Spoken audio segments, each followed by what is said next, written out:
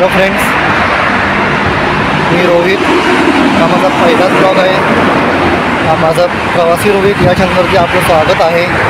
मी पहिल्यांदाच ब्लॉग करतोय, तो पण पुणे टू सिंहगड पायी प्रवास. चलना है मुश्किल तो सलग 2 तास चालून मी आता विश्रांती घेतोय. हे चहाचा घोर घेऊन पुन्हा प्रवासाला लागतो.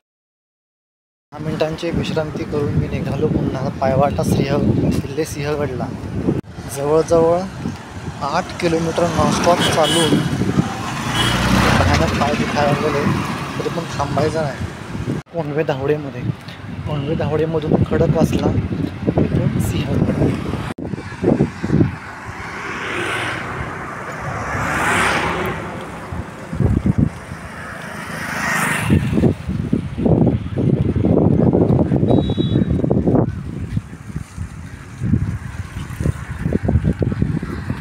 अजून एक तुम्हाला दाखवायचा राहिला, तो म्हणजे आपला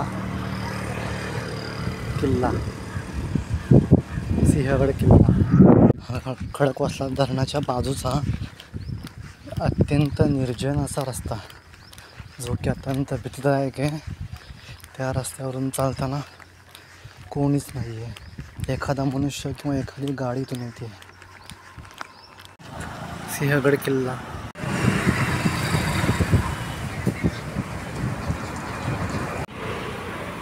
सिंहगडच्या पायथ्याशी आजींच्या हाताची एवढी गरमागरम भजी खाण्यामध्ये मजा येते. जे तुम्ही इथे किती वर्ष काम करताय?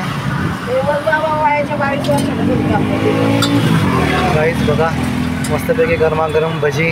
आजी आपल्याला सिंहगडच्या पायथ्याशी आणि खडकवासला धरणाच्या काठाशी बसून आपल्याला तिथे आहे. मस्त मस्त गरमागरम भजी, वडापाव. आता आपण जाऊया घाट सेक्शन मधून सिंहगड किल्ल्याकडे.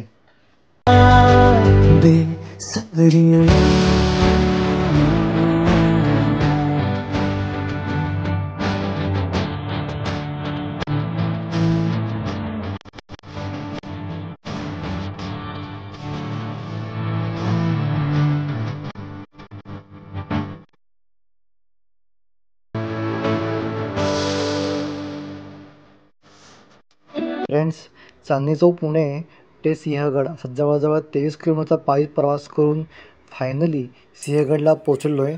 आता आपण यापुढे सिंहगडावरील